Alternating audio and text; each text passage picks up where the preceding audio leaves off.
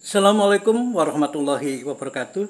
Jumpa kembali dengan kami, channel yang menaburkan nilai-nilai rahmat lil alamin untuk membangun dunia yang aman, damai, sentosa, penuh dengan persahabatan dan persaudaraan antar umat manusia. Uhwah Basyariah. Bagi Anda yang belum subscribe, silakan subscribe. Klik like and share agar manfaat dari konten ini dapat tersebar lebih luas. Klik tanda lonceng agar Anda mendapatkan notifikasi setiap kami mengupload video baru. Saudara, kali ini kami akan memberikan obrolan sersan. Serius tapi santai. Serius isinya dan santai cara ngobrolnya. Saudara sekalian, kita mungkin sambil menonton siaran langsung ya dari wukuf ya, dari Jabal Rahmah, dari Makkah Al-Mukarramah.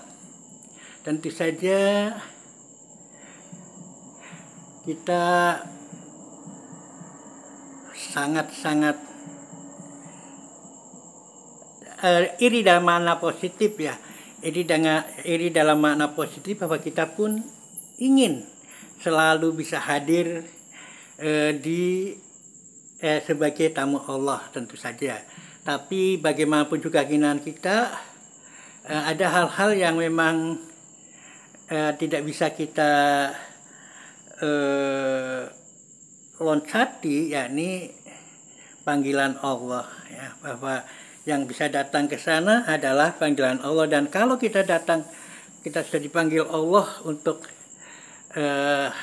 menjadi tamunya, ini yang memang harus kita persiapkan sebaik-baiknya dengan rezeki yang sehalal-halalnya, sebersih mungkin dengan segala persyaratannya tentunya.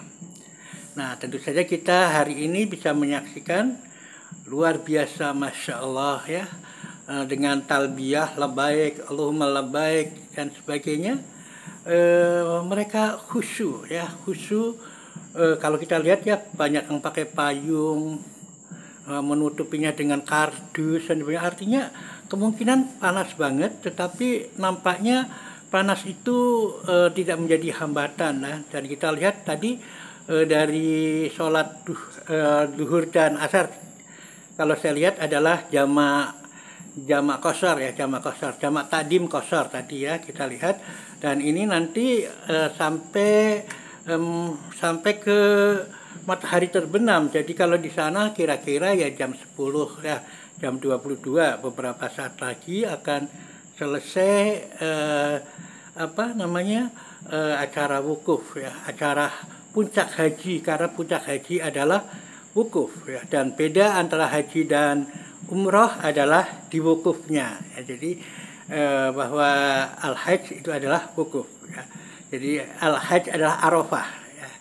Jadi haji adalah wukuf di Arafah. Itu ada perbedaannya dengan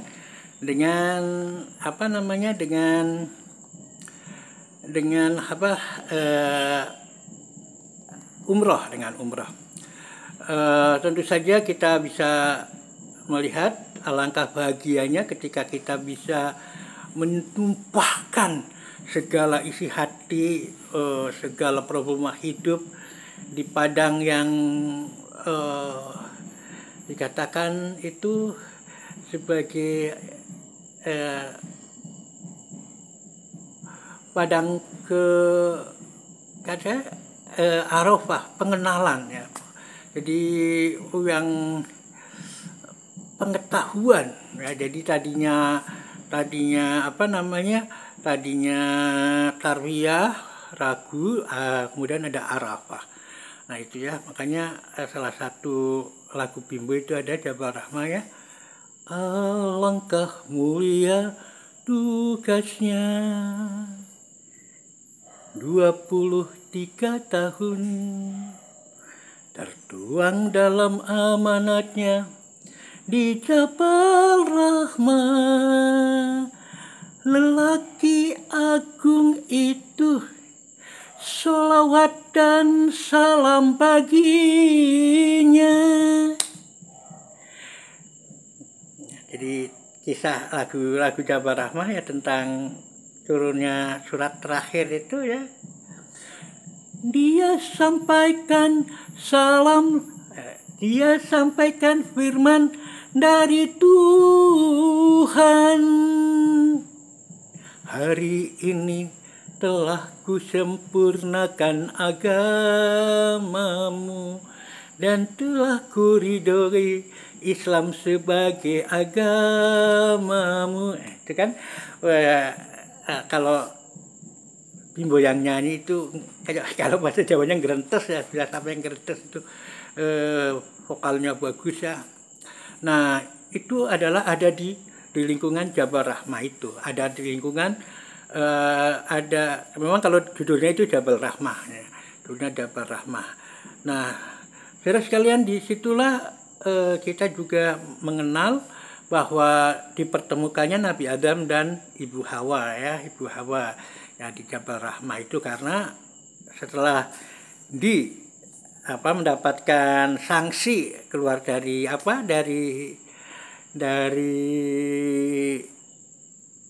surga ya, meskipun tobatnya sudah diterima tapi tetap ya pengampunan itu tidak juga harus ini satu hal yang sangat bagus banget, walaupun ampuni tetapi ada sanksi ya, ada sanksinya itu sangat bagus banget pesan itu, dan itu kita bisa dapatkan dari pertemuan Nabi Adam dan Ibu Hawa di Jabal Rahmah itu.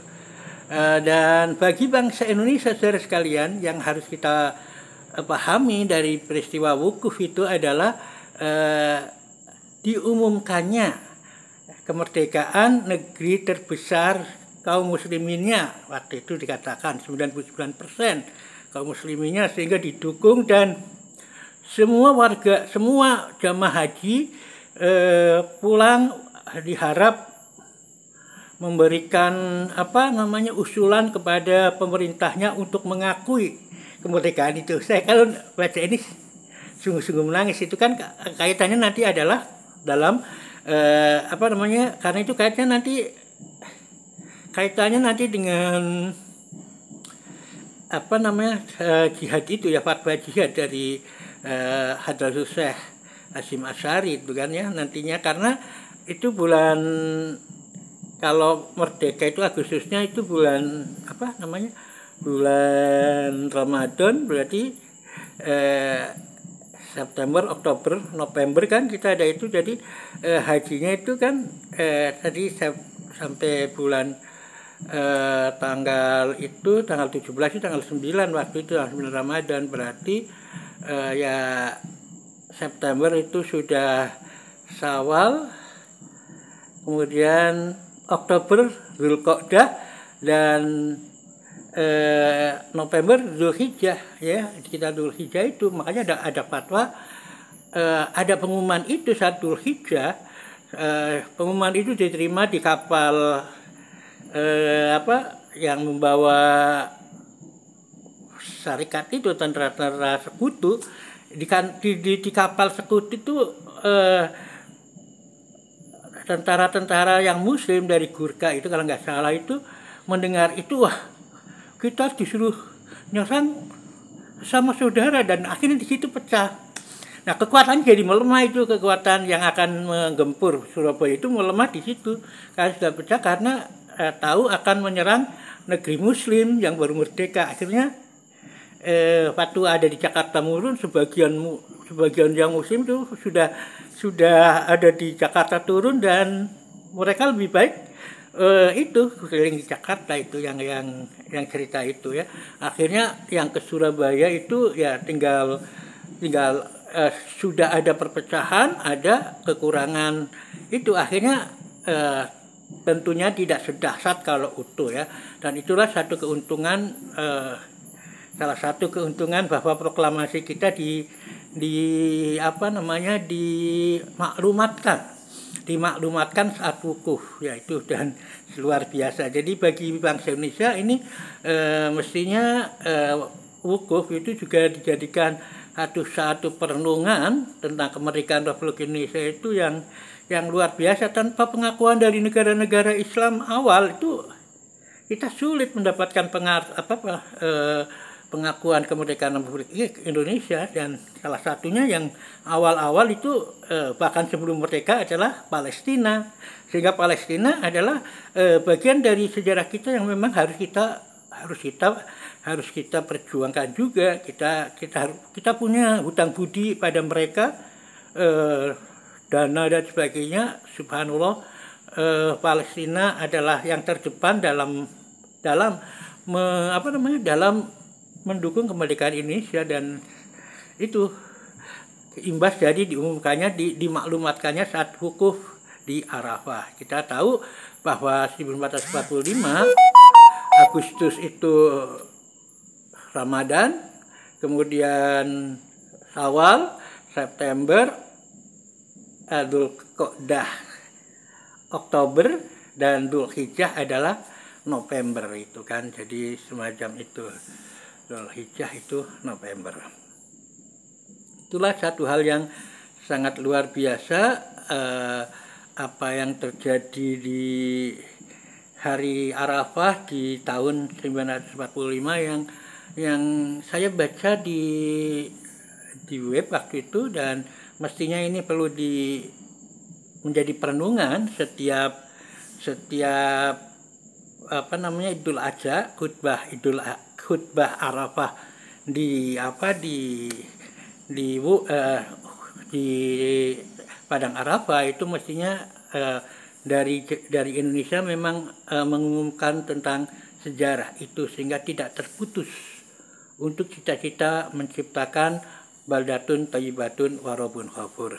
Nah, kita nampaknya akan melihat bagaimana nanti jamaah akan menyelesaikan wukufnya, dan biasanya dengan doa akhir dari wukuf itu kemudian mereka akan bermalam di Mina ya, bermalam di Mina, melempar 3 jumroh. Itu lagunya sih lagunya Nur Asia Jamil.